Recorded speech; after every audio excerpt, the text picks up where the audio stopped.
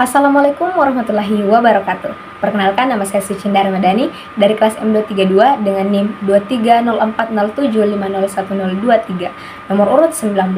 Nah, pada video kali ini saya akan menjelaskan mengenai materi miskonsepsi sebagai tugas pemenuhan mata kuliah dari pendidikan IPA di SD.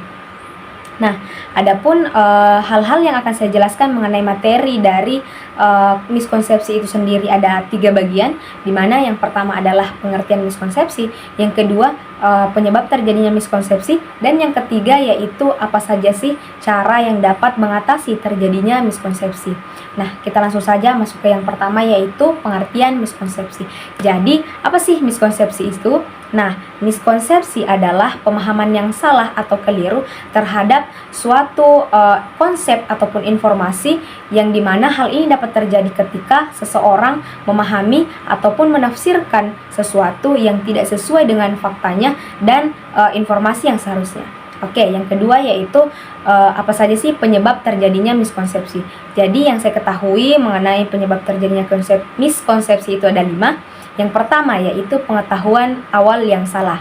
Jadi seseorang yang mendapat pengetahuan awal yang memang sudah keliru ataupun salah, maka individu atau orang tersebut akan memiliki pengetahuan ataupun pandangan yang tidak benar ataupun keliru. Nah, hal tersebut tentunya akan memicu terjadinya miskonsepsi. Yang kedua yaitu cara menjelaskan yang kurang tepat. Guru ataupun instruktur yang memberikan penjelasan kepada peserta didiknya secara tidak tepat, maka peserta didik tersebut tentunya akan mendapatkan pemahaman yang keliru dan akan memicu terjadinya miskonsepsi. Nah, yang ketiga yaitu buku atau sumber belajar yang tidak akurat. Jadi peserta didik ataupun individu yang mendapatkan sumber pengetahuan dari buku dan sumber belajar yang tidak akurat, maka tentunya peserta didik tersebut ataupun individu tersebut tidak mendapatkan informasi yang relevan dan akan menyebabkan terjadinya miskonsepsi. Yang keempat yaitu lingkungan sosial. Nah, lingkungan sosial yang dimaksud di sini yaitu seperti keluarga dan teman ataupun lingkungan sosial yang sebagainya. Nah, teman ataupun keluarga yang memberikan informasi yang tidak akurat, maka seseorang yang diberikan informasi tersebut atau individu tersebut tentunya akan memiliki pemahaman yang keliru. Jadi dia akan mendapatkan pemahaman yang keliru. Jadi lingkungan sosial ini tentunya sangat berpengaruh terhadap penyebab terjadinya miskonsepsi. Dan yang kelima atau yang terakhir yaitu penyederhanaan konsep yang berlebihan. Jadi sebuah konsep yang sudah kompleks ketika disederhanakan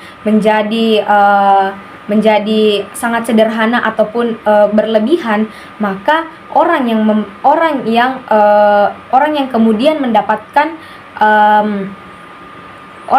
membaca atau memahami konsep tersebut, maka ia tentunya sudah tidak mendapatkan informasi yang tidak akurat lagi ataupun hanya mendapatkan informasi yang sangat kecil. Jadi tentunya dapat menyebabkan terjadinya miskonsepsi. Nah, sekarang kita masuk ke bagian ketiga, yaitu apa saja sih cara yang dapat dilakukan untuk mengatasi terjadinya miskonsepsi. Nah, yang saya ketahui di sini cara mengatasinya yaitu ada 5. Yang pertama yaitu identifikasi atau refleksi pemahaman yang salah. Jadi kita mulai dari diri kita sendiri dengan mulai mengidentifikasi dan merefleksi hal-hal yang atau pemahaman-pemahaman yang kita dapatkan yang memang sebenarnya pemahaman tersebut adalah pemahaman yang salah. Jadi kita mulai dari diri kita sendiri untuk mengidentifikasi dan merefleksi hal-hal yang sekiranya atau pemahaman yang sekiranya salah. Yang kedua yaitu penggunaan konsep yang tepat dan berurutan, di mana hal ini yaitu seperti pemberian penggunaan konsep yang disertai dengan gambar, kemudian secara berurutan. Jadi dimulai dari hal yang paling sederhana atau konsep yang paling sederhana hingga ke konsep yang lebih kompleks. Jadi disertai dengan contoh ataupun gambar. Jadi yang ketiga yaitu memberikan penjelasan dengan menggunakan pendekatan multidimensi. Nah, kita memberikan penjelasan dengan menggunakan berbagai sudut pandang, kemudian menyertakan gambar, kemudian memberikan simulasi dan kemudian melakukan eksperimen secara nyata. Nah, yang keempat adalah diskusi terbuka. Jadi kita mengadakan diskusi terbuka kepada masing-masing individu, kemudian di diskusi terbuka ini mereka dapat memberikan pemahamannya ataupun mengeluarkan pemahamannya ataupun mengeluarkan pendapatnya. Jadi kita dapat mendengarkan pemahaman tersebut, dan jika sekiranya pemahaman tersebut salah ataupun kurang akurat, jadi kita dapat memperbaiki pemahaman yang salah tersebut dengan melakukan diskusi terbuka. 5 yaitu refleksi diri. Jadi kita memberikan ruang ataupun memberikan waktu kepada diri kita untuk merefleksi pemahaman yang sudah kita dapatkan. Apakah pemahaman tersebut memang sudah benar ataupun sekiranya masih keliru. Nah, mungkin itu saja yang dapat saya jelaskan ataupun dapat saya sampaikan pada video kali ini. Kurang dan lebihnya mohon dimaafkan dan saya ucapkan terima kasih. Wassalamualaikum warahmatullahi wabarakatuh.